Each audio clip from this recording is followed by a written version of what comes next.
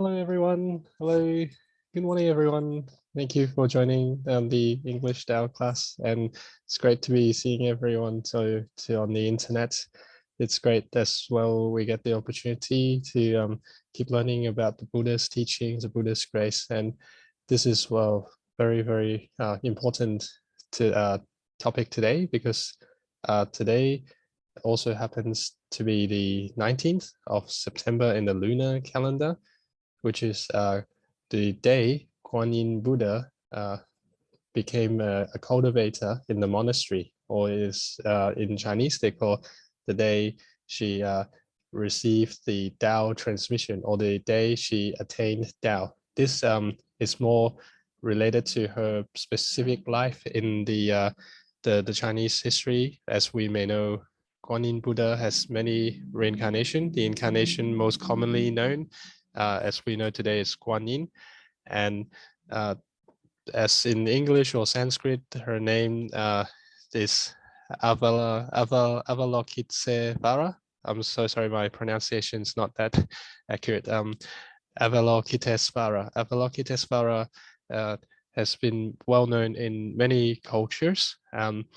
In the Chinese culture, specifically the life of GuanYin is in the ancient China spring and autumn dynasties, which is probably around 1,500 years ago, roughly. This spring and autumn period should be close to 2000 now. So she was this life as a princess, born as the third daughter of one of the king called Zhuang. Zhuang was a small country before the warring states built into bigger countries. It started off in many smaller localized small countries. So in ancient China, there is a period where each tribe were allocated their own territory, and those territories has their own leader and morphed into their own country system. And so this is where the lots of small countries would all have the ability to use their own language, use their own legal system, use their own government system. But as history shown that the smaller countries get consumed by the larger ones, and the larger ones fight with each other, and then the warring states, and then the end was the Qin dynasty, who became the last country standing to take up all the territories in the first iteration of the imperial China. So back in those times, life was still very difficult, but being in a small country, the localized issues would be the most important ones. So not a lot of people think about like a spiritual level. They most likely just need to make sure their own livelihoods are well looked after. But when it comes to the position of a king or a leader of those small countries, their ideas would be try to grow their territory, try to protect their own sovereignty, and not being consumed by others. So not a lot of time can be given for a king to be thinking about these spiritual aspects, the real aspects of life. So that's why it's very special and very rare for GuanYin being the third daughter of the King Zhuang. So when she was born, she was already very special. So according to the historical records, when she was born, she does not need to be bathed.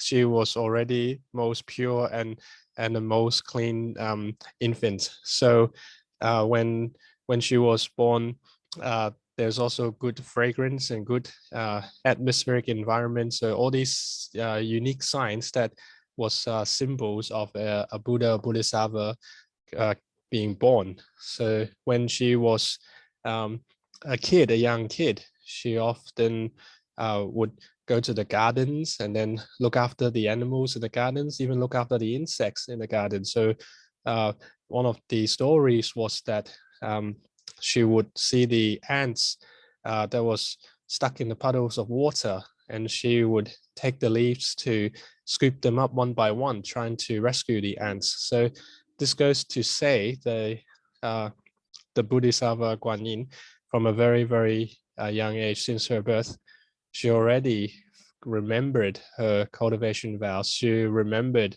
the innate nature. She remembered the true conscious self. So, and when she was growing up, she also doesn't like eating meat. She also doesn't like extravagant things. She is very simple. She kept her life in a very modest and very simple, very humble aspect. So that makes her sometimes a dilemma for her father, for the King Zhuang, because as in period of feudal times, then the princesses or the princes often the political has a political mission rather than living the freedom of the prince or princess. So King Zhuang wanted to make the marriage alliances, so to have all three of his daughters married to prominent princes in other powerful countries nearby, so forming alliances to protect his own interests. So often there will be wealthy people, famous people, powerful people, people that wanted to propose a marriage with the GuanYin's with GuanYin. So her name was Miao San back in that life. So they would propose marriage, but because Miao San, the princess, so GuanYin was already dedicated to the spiritual life, the spiritual cultivation aspect. So she found many ways and many excuses and hiding and trying to avoid conflicts and avoid those people with the marriage proposal. So she often goes to the monastery that is closest to the palace. So the monastery is called the White Bird Monastery. So according to the records, apparently she decided to become a nun. She becomes a nun on the 19th of September in the lunar calendar. So hence today, the lunar calendar of today. So that's when they celebrated this occasion as her day of receiving enlightenment. So that's the significance of today. So when she often goes to the monastery before she become a nun, she often will go to a monastery anyway, sometimes spending lots of times there. So it got to a point where King Zhuang was very, very, very annoyed and very agitated that he cannot get any success in getting his daughter to marry the political affiliate. So, and he often become very disgruntled about this whole spiritual aspects that Miao San, the princess, is pursuing. So he is very negative when it comes to cultivation. So he often tries many ways to disrupt her cultivation as well. So he would often trying to include meats in her food that was served, and often be trying to arrange different activities so that she is occupied with other duties. But every time Miao San, the princess, would often be able to avoid these troubles so that she can maintain her cultivation dedications, the simplicity of keeping the mind being pure, and that's what makes her so special. So amongst those difficult environments, she still kept her faith, she kept her goals, she kept her vows, she kept her cultivation progress. So this is why GuanYin is remembered for many reasons, and one of them is the vows. She has very determined vows. So when she set up this vow to do something, she will achieve them, and that's the determination aspect. So quite often in many modern issues that we face, sometimes we succumb to the pressure from others, whether it's peer pressure, whether it's pressure from the the employers or the employees, or even in the family. There are many reasons giving us pressures. So, but we can often pray to GuanYin as well. We pray to her for letting us having this strength, letting us having this courage, so that we can also overcome those pressures, so that we can maintain our good values, maintain our good goals, our good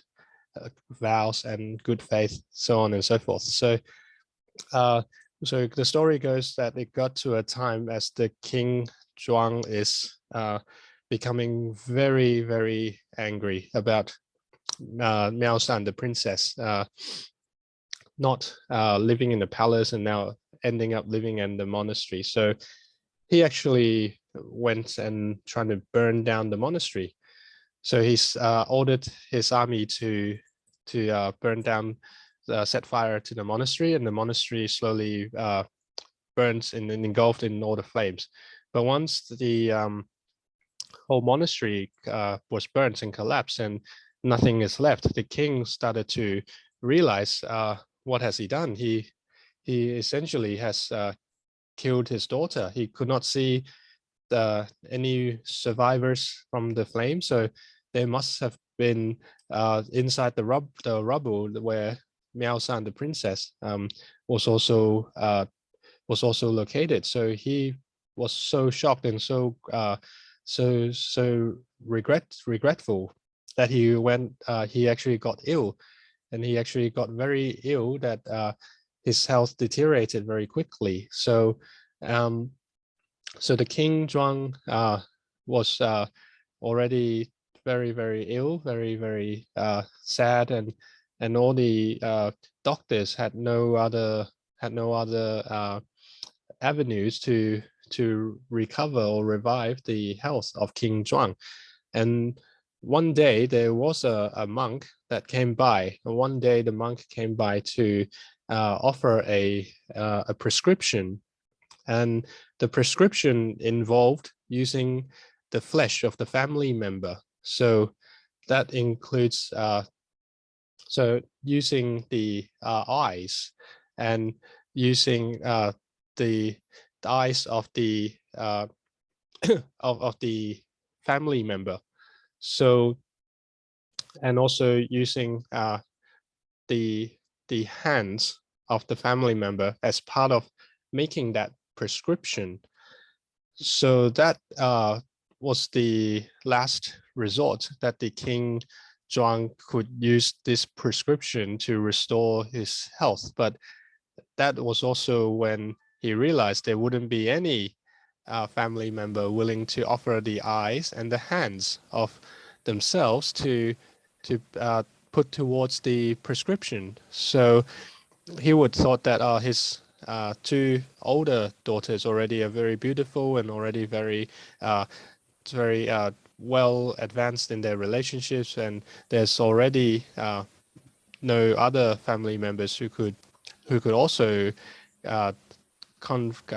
come forward to sacrifice themselves. So, and now he burned down the monastery, and his third daughter would also have died. So there's nothing he can do, nothing he would be able to make a difference. So he thought that will be it. That will be his end of his reign. And but then, as he was thinking about it, then there was a messenger that knocked on his door and presented a pair of eyes and a pair of hands. And so this story goes that those were actually from Miao Xin, from the princess, from GuanYin. So she was actually rescued by all the people in the monastery. So everyone in the monastery got out before the fire engulfed the whole monastery. So everyone actually was safe and rescued. So she ended up being taken with all the other cultivators to go to the nearby mountain, the deep forest in the mountain, to keep trying to cultivate there and rebuild a monastery over there. So they are safe. But as soon as Miao Xin, the princess, knew about her father's illness, and also knew that the only way to help was to use the flesh of the eyes and hands for the prescription to make the medicine. So she presented, she gave her, she did not even hesitate and gave her eyes and hands so that the messenger takes it back to King Zhuang to prepare for the medicine. So that's just how the story goes.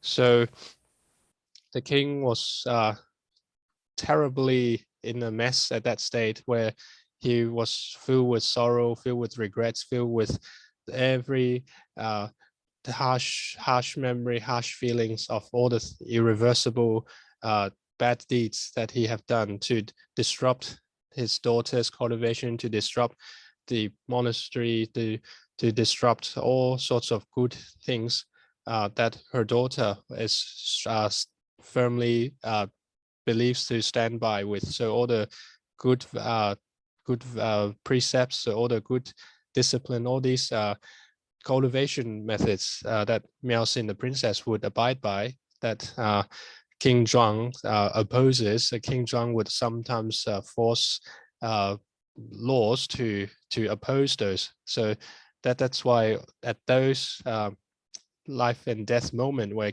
King Zhuang is looking at the messenger presenting the eyes and hands of Miao Xin, then all these flashbacks of all his bad deeds all makes him collapse at that moment, at that point in time.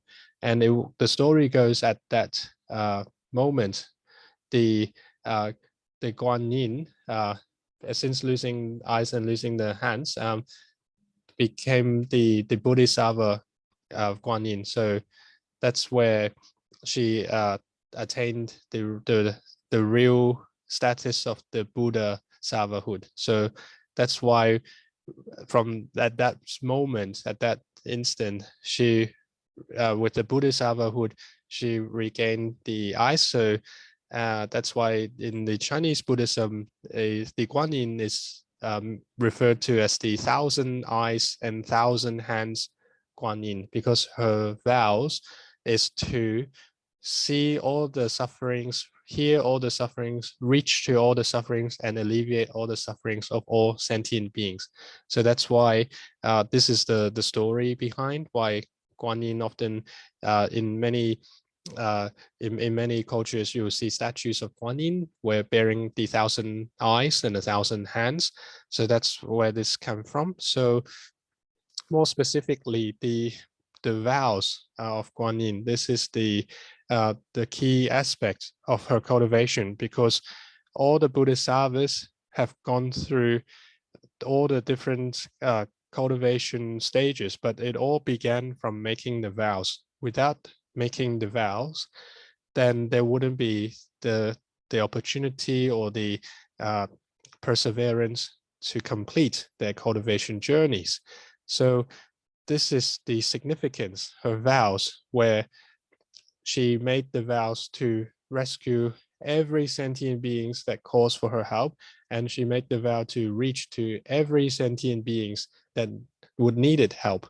So this is the key concept of the listening aspect as well, listening to any calls for her help. So since she sacrificed her eyes and hands, she the most important sensory function remaining was her hearing. So that's where the aspect of hearing out to any sentient beings calling her for help, this is where this connection came in. So hearing is also one of the sentient beings most attentive and alerted methods of interacting with the world. So because our eyesights may have limitations as well, the reach of our eyesight is limited, the reach of our physical presence is limited, the reach of our speech is also, we can't yell out very far away, but the things we can hear can spread quite far. So that's why the analogy that the hearing is the most powerful form of our sensory function. So, and lots of times the things that we hear will impact our subconscious, very, very powerful way to impact our subconscious. So things that when it comes to the hearing, the Chinese character of hearing is actually the observation hearing. So the observing hearing. So I'll write this down on here to see if we can have a quick look. Okay, so this is the character of hearing observing. So this is where it starts off with the two components. So this is the door. So the door in the Chinese character, just drawing with the mouse. So it's not accurately straight, but the proportions should be similar. So that's the door. Imagine like the doors in the Western bars where they have the swing doors in the outback, or the similar sort of idea, just a door where people can pass through. Most importantly is inside the door, this is the character for ear.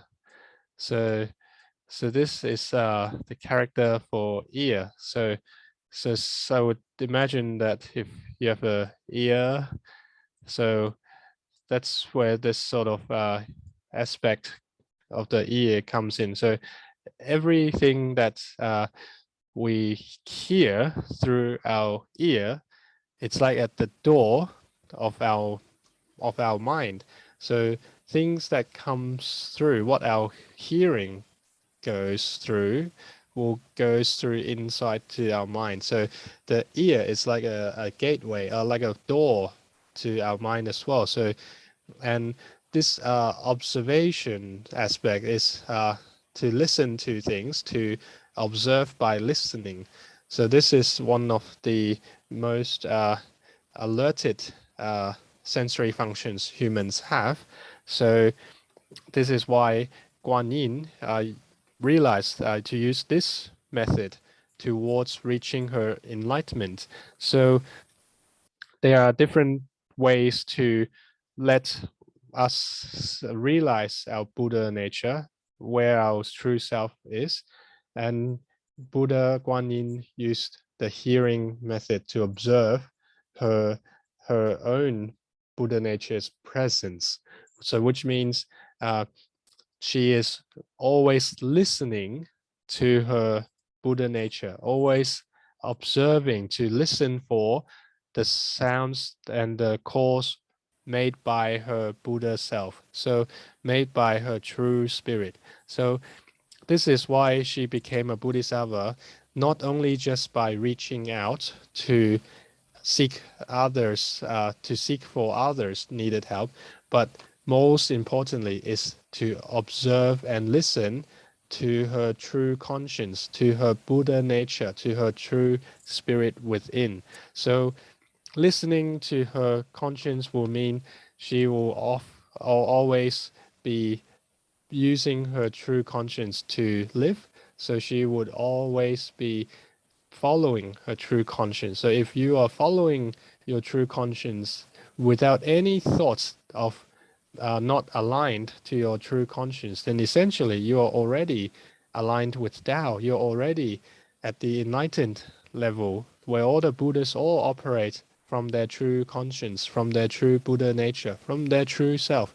So this is where GuanYin, she used her hearing to first hear inside, hear the voices of her true self, and hear, and that's to be observing every thought, that she has, whether it's all the thoughts of helping others or all the thoughts of helping all the sentient beings, all these must come from her Buddha nature. So that's the very very powerful vow that GuanYin has made, and using that vow, she has been able to reach the Bodhisattvahood. And as we know, the GuanYin is already a Buddha long ago. She just using the life of the Bodhisattva to also once again show to the people of this progression of how cultivating can lead to the Bodhisattvahood, and use the Bodhisattvahood towards Buddhahood. So this is the logical progression. So, and as all Buddhas, they need to come to this world to achieve Buddhahood. So all the Bodhisattvas and Buddhas, you would know that they would all have been humans, and many of them that we know of in this lifetime, they use their the most important the image is from the most most well-known, most widely recognized human life as their image of what we know now. So, for example, GuanYin, the image we most sort of can relate to is the princess life. So Miao Xin, this life where she was the third daughter of King Zhuang. So that's why the wearing the white dress with the this princess figure. This is her most well-known life as GuanYin.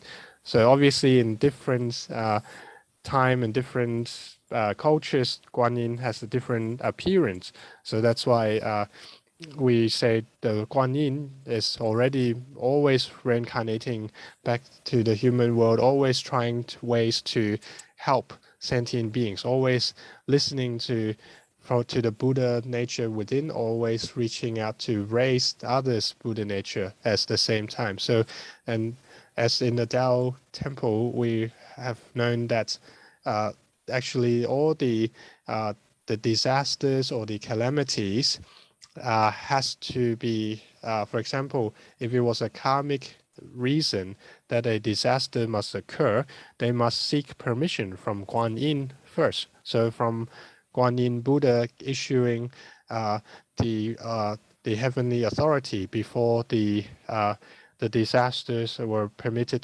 to wreak havoc. So this goes to say that GuanYin, being the most known for the merciful, compassionate Buddha, so as her most related to people by her mercy and her compassion. So she is the strongest.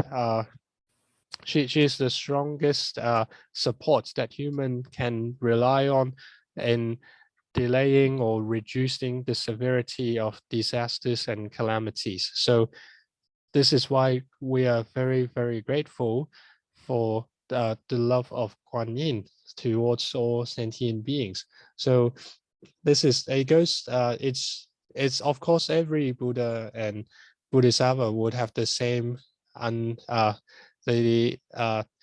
undifferentiated mercy and compassion, but it's just a reference that if GuanYin being so mercy and so compassionate, then any disaster that would have happened, there wouldn't be any other choice that that GuanYin would have to reluctantly approve of those disasters from continuing. So this is all because karma, it's the karmic forces. Even Buddha cannot reverse any karmic forces that has been set, but the Buddha already tries every way to delay it. So GuanYin would have been the last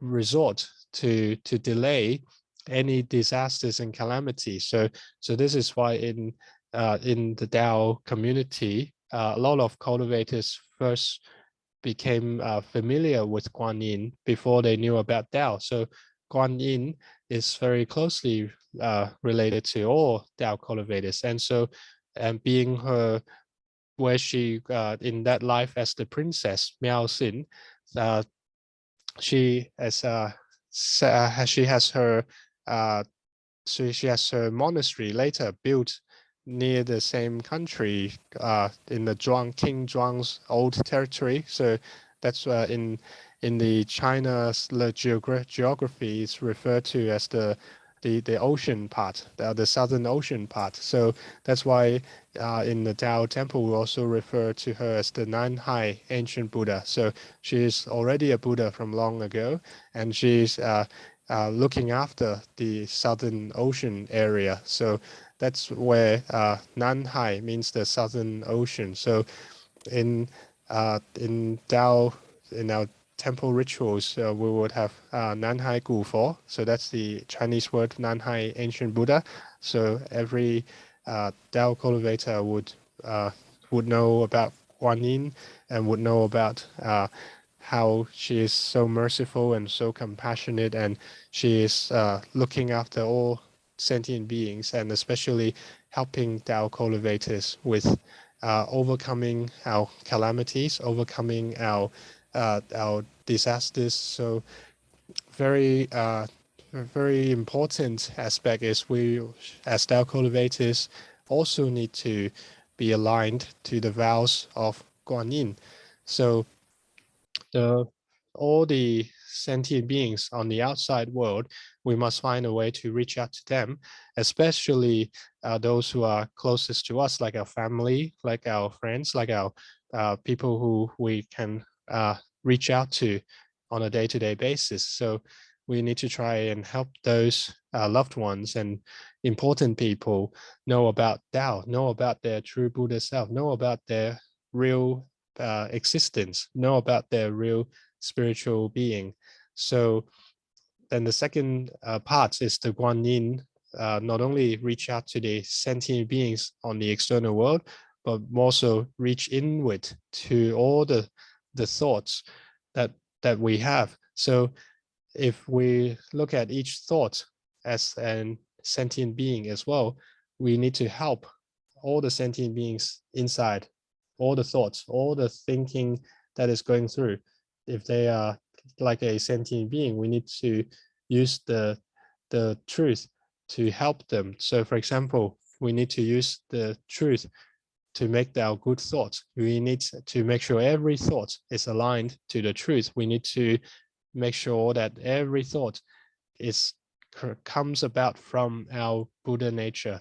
So this is why it is also important to receive Tao, so that we can understand where our spirit is, and then we can use our spirit to generate our good thoughts. So if we can use our spirit to live our day, to guide our life, then we would also become the versions of GuanYin, the limitless versions of GuanYin. So that's why GuanYin have many reach, like reaching out 1,000 hands, thousands eyes. We can also be the eyes of GuanYin, the hands of GuanYin. So this is the analogy where the Buddha is infinitely powerful, has infinite reach on a spiritual level and on a physical level, because we are also the contributing to the Buddha's the spreading the Buddha's gospel, so the spreading the love and compassion of Buddhas. So GuanYin especially is very closely related to every sentient being because of her for her image now in this modern time as a lady.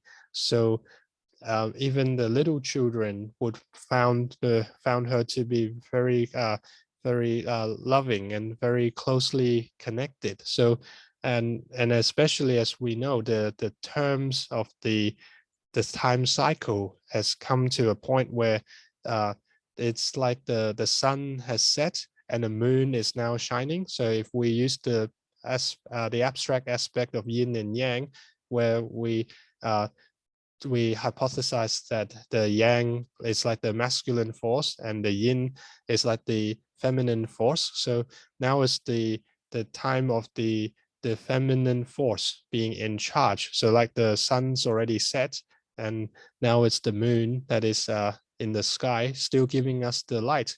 So and that's to represent how the day is nearing its end. So the day is coming to a close, but heavens are still very merciful to trying to rescue every sentient being possible. So still giving us this chance to have the moonlight so that we can still to still have the light at the darkness of night. So GuanYin, having this infinite reach, this infinite love, infinite compassion, is also in the feminine figure. That's as most would relate to her in this time. But she has also been in some reincarnations as gentlemen before. So she also have image. There are also images of GuanYin as a male figure. So, but we realize that GuanYin especially has more and more stories that we can find records of based on her life as the princess Miao Xin. So this is why many of the temples or the many different shrines, even in all the Eastern cultures, they would all have some shrines or temples or small places of worship dedicated to GuanYin, to be remembering GuanYin, to be cherishing the love of GuanYin. So this is why many of the cultivators in the Eastern cultures, then they would first know about GuanYin perhaps at home. Every home, most homes, if they have a Chinese tradition, they would put a GuanYin statue in their home. So this is just how deeply connected GuanYin is with the people, and lots of different cultures also have strong connections with GuanYin, and so the reach of GuanYin is boundless. So all the cultivators of today, especially in this period where there are lots of disasters and calamities, we can definitely seek the help of GuanYin to help us making sure that we are safe, we are able to navigate through these troubled times, as well as being able to improve on our spiritual cultivation, to improve on taming those thoughts that are not meant to have. So all those thoughts of greed, ignorance, hatred, all those thoughts that is not part of our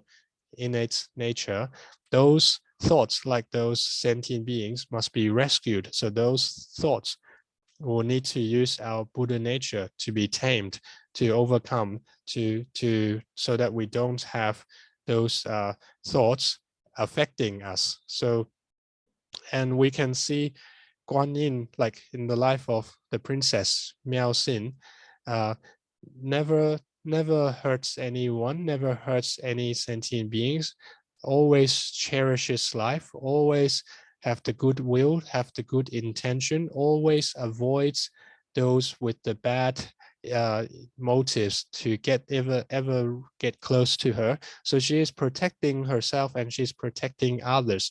And that's one of the aspects why GuanYin is often the Buddha known to protect children, to protect those who was most needed for protection. And looking at how she cultivated, she never has any bad grudges. So even her father was burning down the monastery, she still offered her own sacrifice to make her father healthy again. So this is why the filial piety, so the love for the parents, will not have a limit, will not have an end. So just like the parents loving the children, there won't be an end to the end of when the father or mother will stop loving a child. There won't be an end. So the GuanYin, the life of the princess, the Miao Xin, the name Miao Xin, literally translate to the magnificent or miraculous good, or the miraculously good aspect. So all the good things comes from a very magnificent way. So all the Buddha's all the good things that mentioned by Buddha, such as the virtues, so all the good virtues, all the good deeds, all these things, they considered the like a magnificent good deed. So it's an extraordinary good deed. It's a very special good thing. So we should also try to learn from Miao Xin, the name of Miao Xin. We must make sure that all the things we do are good, and not only they're good in a magnificent way, which means, for example, we don't just do what is right, but we need to do what's right from our bottom of our hearts, from our true conscience, from our true Buddha nature. So we need to put in the efforts to do our absolute best. So that's the direct Buddha natures manifesting the virtues. So if we only do things with a restrictive approach, or we only do the half of the duties, we're not putting in our full effort, then nothing good can last.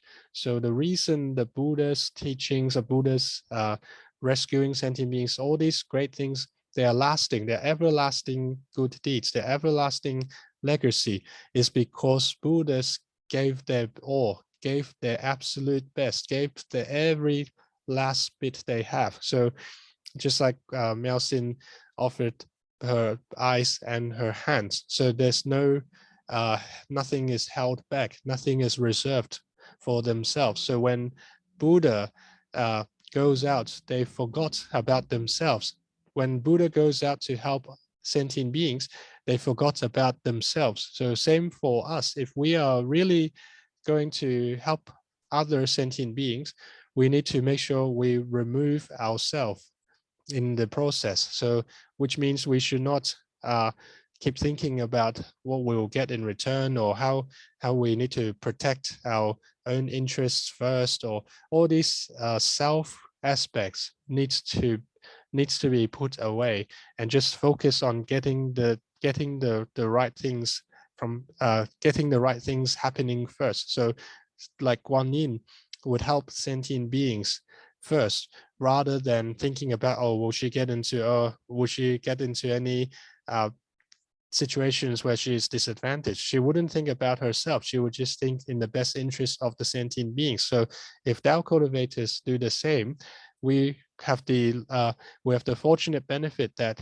the Buddhas will also look after our own interests. So if we are just like the representatives of GuanYin, we have the hands to reach out, we have the eyes to look out for other sentient beings, we're reaching out to help other sentient beings, then most likely GuanYin can also look after us. So that's why in Tao community, those many Tao seniors, all the senior masters, all the temple keepers, all these people who have received Tao, all these people who are cultivating, all of them are our seniors, and they have all lived a life to prove that the Tao is going to look after us. The Buddhas are going to look after us. When we are in service for the Buddhists, we are doing the things that Buddhas are doing. We are doing the things that heaven is doing to help other sentient beings.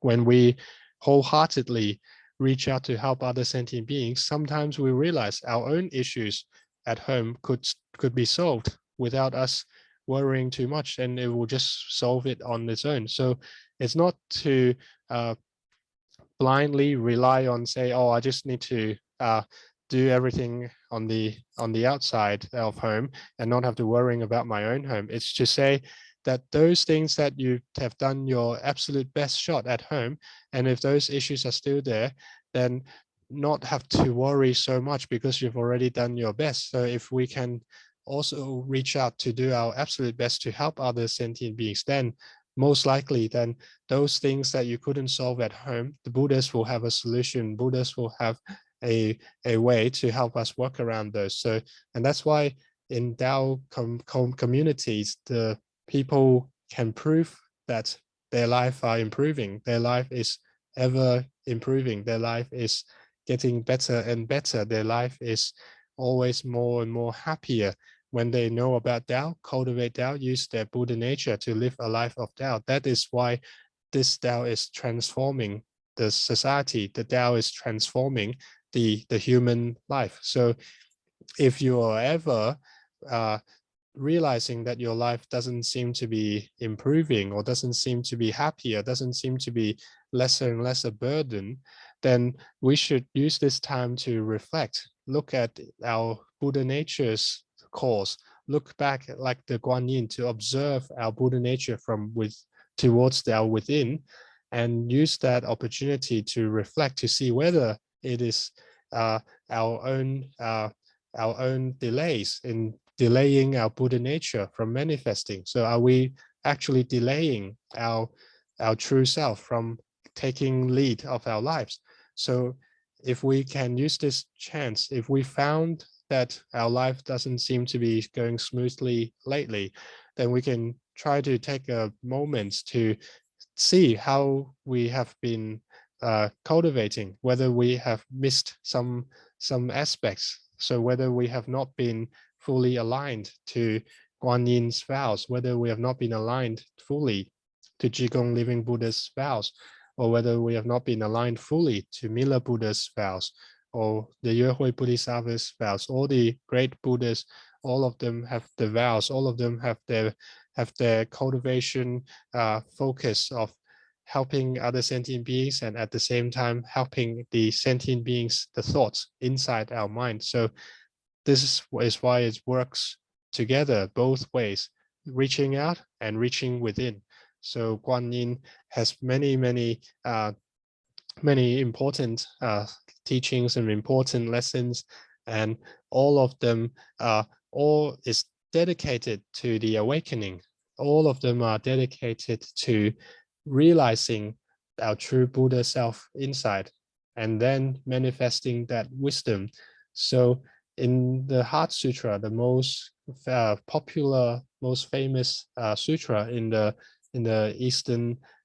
Eastern traditions, the Heart Sutra begins describing the GuanYin, how she cultivated, and she cultivated using her efforts, putting her wisdom into maximum use. So her innate wisdom. So the Heart Sutra, as we've gone through in the past classes, that she cultivated from using her innate wisdom, and when she has put in the greatest effort of using her innate wisdom, that's when she can see her Buddha self. That's when she can realize the spirit within that is not being able to go through birth, not being destroyed, and does not increase in mass, does not decrease in quality.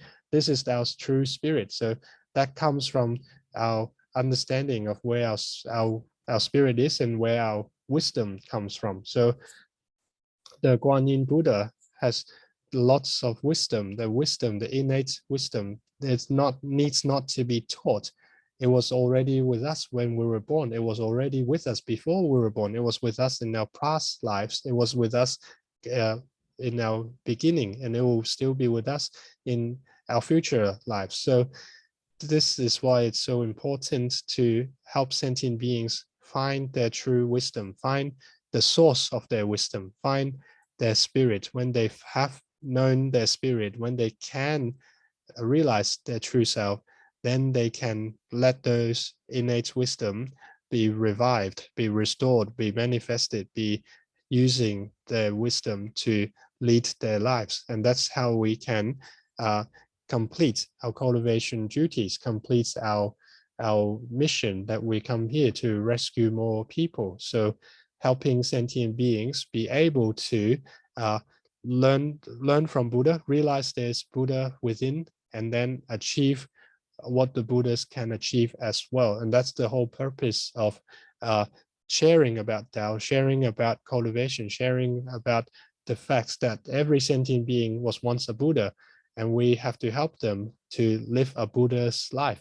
Because in this human or the material life, there will be lots of limitations, and there will be lots of suffering, there will be lots of temptations, there are lots of challenges that prevents us from restoring our original life. So we need to, within the limited time, within the limited resources, we need to give it our best shot to help the sentient beings revive their Buddhahood, revive their life of a Buddha. So using the examples of GuanYin, how she used her hearing, her observation to listen to her inside, to listen to her Buddha nature, and then reach out to all the sentient beings, reach out to everyone that needed help, reaching out to all of the sentient beings inside, reaching out to all the sentient beings Buddha nature as well. So just like we are looking out for those who needed help, reaching with our hands to pull them out of the sea of suffering, and also telling them that they are also capable of helping others, so that they can also use their ability to help more sentient beings as well. And that's how the effort can replicate to turn around the disasters of this world, to turn around all the sufferings, to stop all the sentient beings from more suffering. So this is a very good time. It's the worst of times, but it's also the best of times. It's great that the Buddhas have left behind so many stories, so many legacies, so many examples that we can learn from. And it's also a great time that we now are in the best position, that a lot of the things we already have a more advanced society, the more open society, to have more understanding about this spiritual aspect. Because if in certain times of conflicts or certain times in the society where the spiritual aspects of life were not will not be able to put into the focus of people's lives, people will have to focus on their own survival, the physical life first. So, and this is why the heavens are very merciful to trying to delay all these karmic consequences that humans have created themselves. Well, delay these karmic disasters first, so that we get a chance to breathe, we get a chance to use this time wisely. So hoping that we will all be able to keep learning, to keep helping each other, helping those in need, reaching out, to always, like the GuanYin, having 1,000 eyes and 1,000 hands, observing inward, looking outward, and then we will be able to join the ranks of Bodhisattvahood, join the ranks of Buddhahood, and then we will be definitely making our life very worthwhile and very powerful in the fact that we have restored our innate nature's wisdom and virtues. So in this universe, the strongest forces come from the spirit. The strongest power is generated from within our true self. So hopefully everyone can overcome all our difficulties and sufferings. When we can overcome all our mental stress, overcome all the suffering from our internal perspective, then we are in a much better position to overcome all the sufferings and aspects on an external perspective. So without further ado, we'll conclude the sharing today here. I look forward to any questions that you may have, and we'll thank you so much for joining to have this great discussion. So thank you once again. We'll see you shortly in the next session. Thank you.